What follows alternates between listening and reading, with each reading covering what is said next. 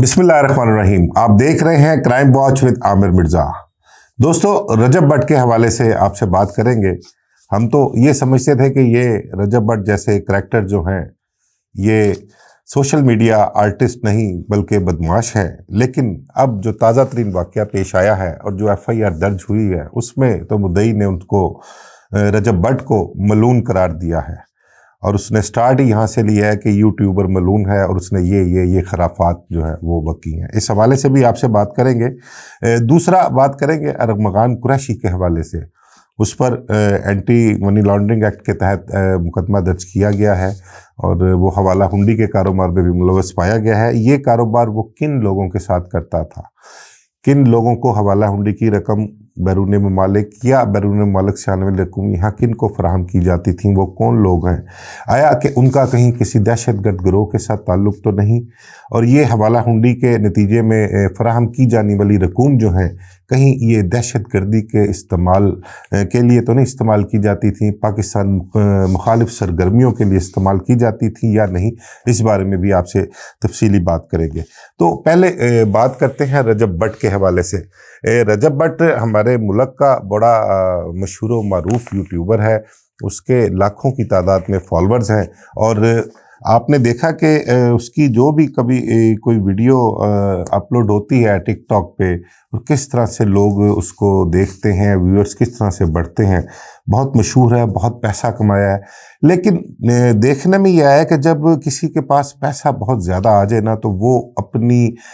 औकात भूल जाता है, अपना असल भूल जाता है और पैसे में बदमस्त हो के उसका नशे में उसको समझ नहीं आती कि वो क्या कुछ कर गुज़र रहा है। ऐसे ही माजी में हुआ कि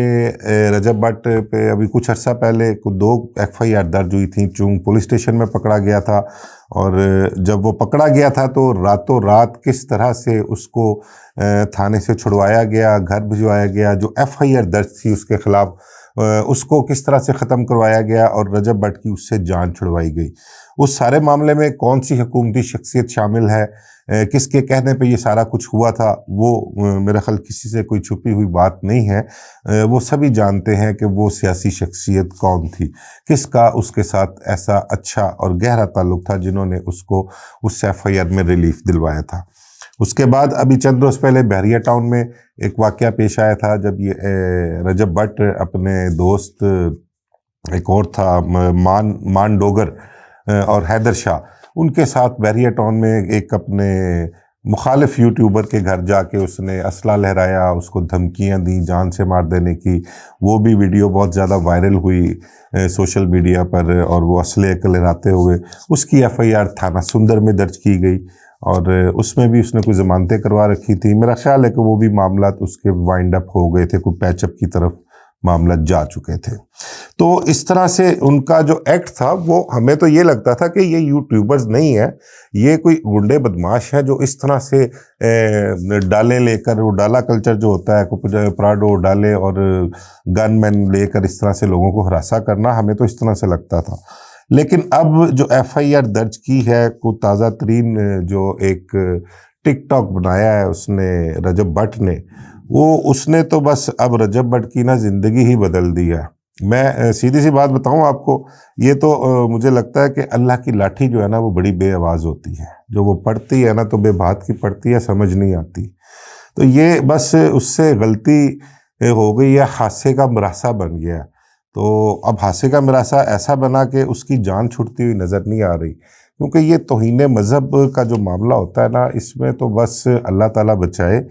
वो राह चलते हुए ना बंदा अपने साए से भी डरता है कि कहीं मेरा साया ही मुझे ना कत्ल कर दे, मुझे ना मार दे। अब जब उसके पास FIR ये दर्ज हुई है ना, इसके बाद पता ये लगा है कि रजब भट्ट जो है वो मुल्क से फ़रार हो गए हैं। वो मुल्क से, हालांकि उससे पहले उसने अपना इतराफ़ी और एक माफ़ीनामा वीडियो भी बनाई है और वो भी उसने अपलोड की है सोशल मीडिया पे और उसने उसमें बिल्कुल खुले दिल से माफ़ी मांगी है कि मेरे से गलती से ये कोई अल्फाज मेरे मुंह से जो निकल गए हैं, मैं उस पर बड़ा शर्मिंदा हूँ, मेरे से गलती हो गई है, मैं माज़रत खा हूँ और मैं अल्लाह और उसके रसूल पर यकीन रखता हूँ और इस हवाले से कोई दो राय नहीं है। उसने एक माज़रत भी पेश की है अपनी, लेकिन जो मजहबी जमातें जो हैं वो उसके पीछे चढ़ी हुई हैं انہوں نے دھمکی بھی دی ہے کہ اگر پولیس نے اس کو گرفتار کر کے اس کے خلاف کارروائی نہ کی تو رجب بٹ کے گھر پر دھاوا بولا جائے گا اور وہاں پر بھی ہم حملہ کریں گے اور انہیں نقصان پہنچایا جائے گا۔ اس کے بعد رجب بٹ کے جو فیملی ممبران ہیں، جو یہاں پر کوئی عزیز و اقارب، جو قریبی دوست اور رشتہ دار ہیں، وہ بھی اپنے اپنے گھروں سے نکل کر کسی محفوظ جگہ پر چلے گئے ہیں کہ کہیں کوئی ایسا مذہبی جنونی گروہ جو ہے وہ ان کو نقصان نہ پہنچا دے۔ تو میں آپ کو بتاؤں کہ جب یہ ایف آئی آر درج ہونے لگی تھی، اس سے پہلے رجب بٹ نے بہت کوشش کی تھی اپنے ان پیاروں کو لوپ میں لیا اس نے کہ جی میرے خلاف یہ معاملہ ہو رہا ہے، اس کو روکا جائے، لیکن ایف آئی آر نہ رک سکی اور ایف آئی آر درج کر لی گئی، کیونکہ جب مذہبی جماعتیں پیچھے چڑھ دینا تو بہت پریشر ہو جاتا ہے۔ وہ تمام تر با اثر سیاسی شخصیات اور دیگر جو چاہنے والے رجب بٹ کے تھے اور اس کے سفارشی تھے، انہوں نے رجب بٹ سے ہاتھ اٹھا لیا۔ انہوں نے اس کو بالکل کلیئر میسج دیا کہ یہ ہم سے بھاری کام ہے بھائی، تم نے تو جو کرنا تھا وہ کر لیا، اب تمہاری وجہ سے یہ مذہبی جو کارڈ ہے نا، اس کو ہم بیئر نہیں کر سکتے، ہم افورڈ نہیں کر سکتے، تو اب اس کے بہتر طریقہ یہی ہے کہ اگر تم اپنی جان بچانا چاہتے ہو تو یہاں سے تم چلے جاؤ اور کچھ عرصہ خاموشی اختیار کرو، وقت گزر لینے دو، وقت گزرے گا، معاملہ ٹھنڈے ہوں گے، باقی لوگوں کو بھی بیٹھ کے پھر سمجھایا جائے گا تو کچھ کیا جا سکتا ہے، ادروائز اس معاملے میں وہ کچھ نہیں کر سکتے۔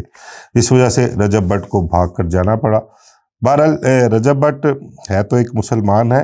لیکن غلطی کر بیٹھا ہے، غلطی کی اس نے معافی بھی مانگ لی ہے، تو اس حد تک تو میرا خیال نہیں جانا چاہیے کہ اس کے ساتھ معاملات ایسے ہوں کہ اس کی جان کے دشمن بن جائے، کیونکہ سمجھ سبھی کو ہے کہ وہ، میں نے پہلے بھی بات کی کہ حادثے کا مراسا بن گیا،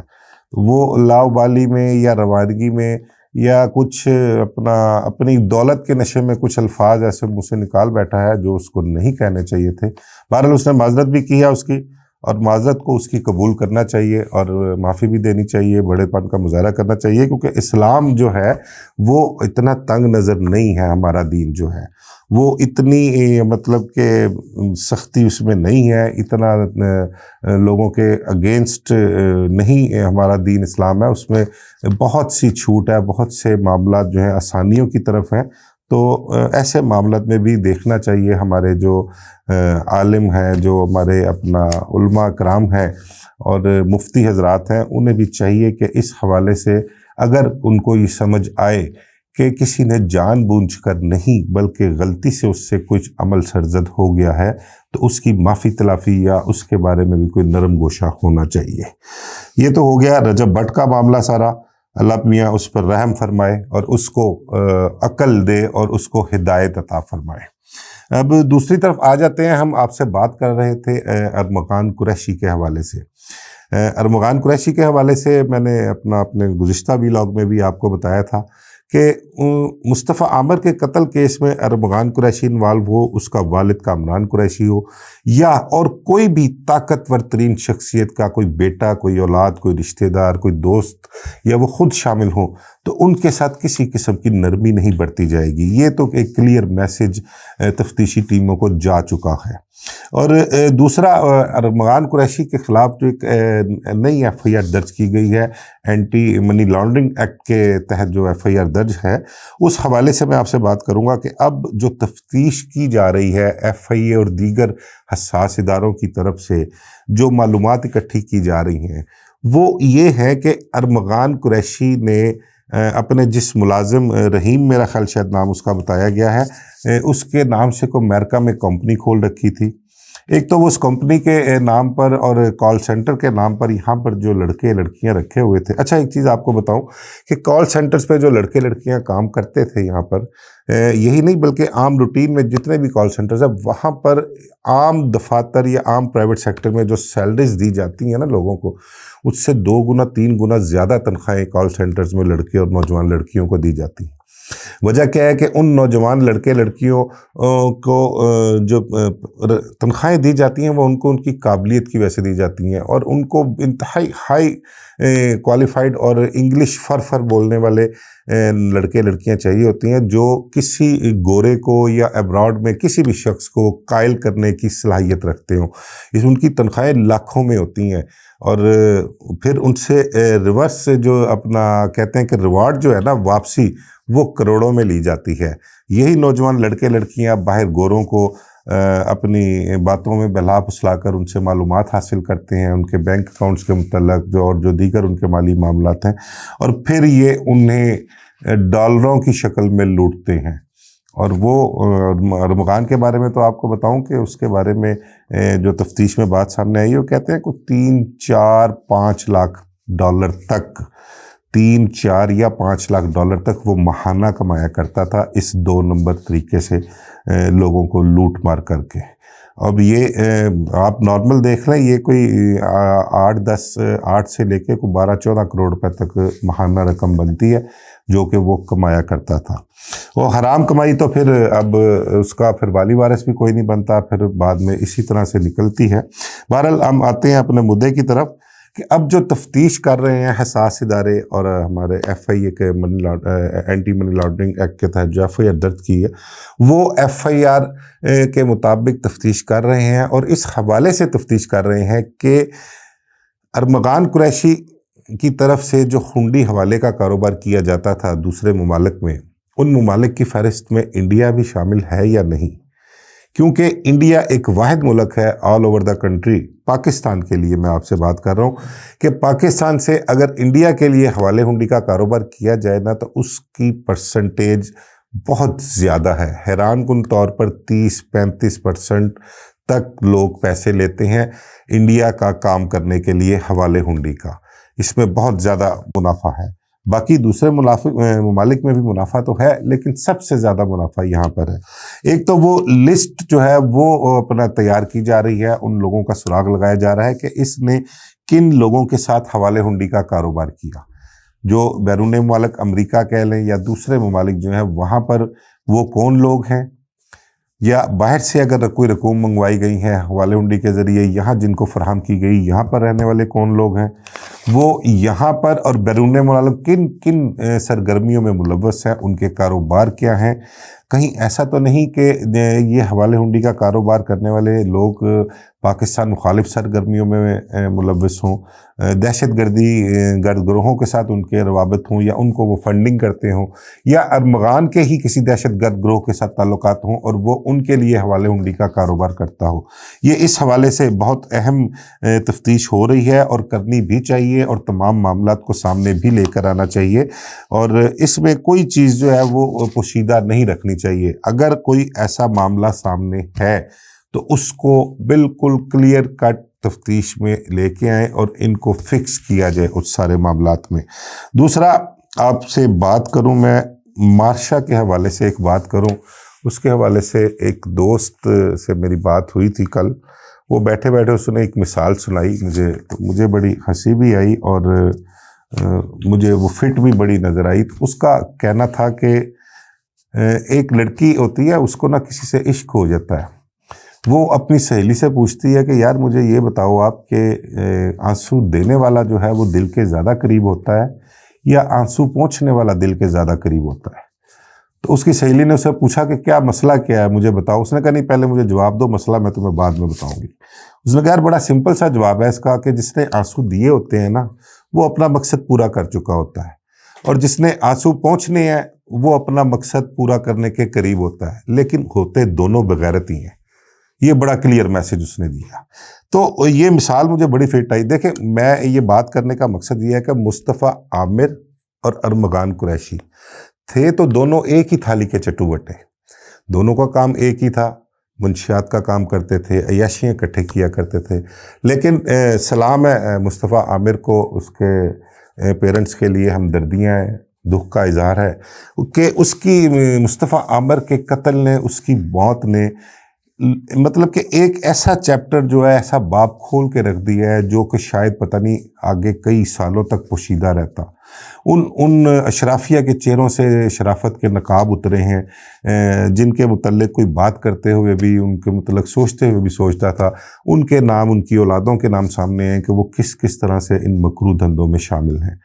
मंशियात के धंधे में, डांस पार्टीज़ में, किसी को समझ नहीं लगती कि किसकी माँ, बहन, बेटी क्या कर रहे हैं, क्या किस तरफ जा रहे हैं, और क्या कुछ गंद का टोकरे जो हैं इन मामलात में सामने आए हैं। तो ये सब उसके कत्ल की बदौलत हुआ है कि उसने अपनी जान तो दी है, लेकिन उसकी जान के बाद तमाम तर ये नेटवर्क, ये गंद और जो जो ज़्यादतियाँ लोगों के साथ हुई सामने आई हैं। दूसरा, मार्शा की मैं बात कर रहा था। मार्शा, आपको मैं बताऊं, ये वो लड़की है जिसकी वजह से मुस्तफ़ा आमिर जो है वो कत्ल हुआ है। ये मुस्तफ़ा आमिर की दोस्त थी, इसकी दोस्ती अरमगान कुरैशी के साथ हुई। एक ने आंसू दिए हुए थे, दूसरा आंसू पोंछ रहा था, तो मामला इसी तरह चलते रहे। आंसू पोंछने वाले के मुतालिक जब आंसू देने वाले को कुछ इंकशाफात किए गए, हाँ, मैं ये अपना जो इशारा मेरा है वो इशारा है कि वो मुस्तफ़ा आमिर के कत्ल की जो वजह बनी है ना, वो एक इमोजी भेजा था उसने छिले हुए केले का,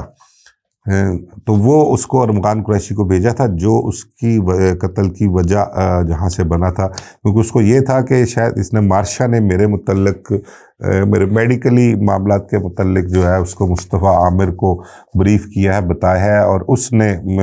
मुझे अब टाउंट करना शुरू किया है और मुझे वो बेइज्जत कर रहा है मैसेजिंग के ज़रिए, जो उसके कत्ल की वजह बनी थी। बहरहाल ये मामला जो भी है, जिस तरह भी है, इसके मुतल्लिक जो दहशतगर्दी से मुतल्लिक मैंने बात की है आपको, वो बिल्कुल क्लियर होनी चाहिए और तमाम तफ्तीश मुकम्मल करके इनको भी उनके कैफ़रे किरदार तक पहुँचाना चाहिए। मुझे इजाज़त दीजिए। अल्लाह हाफ़िज़।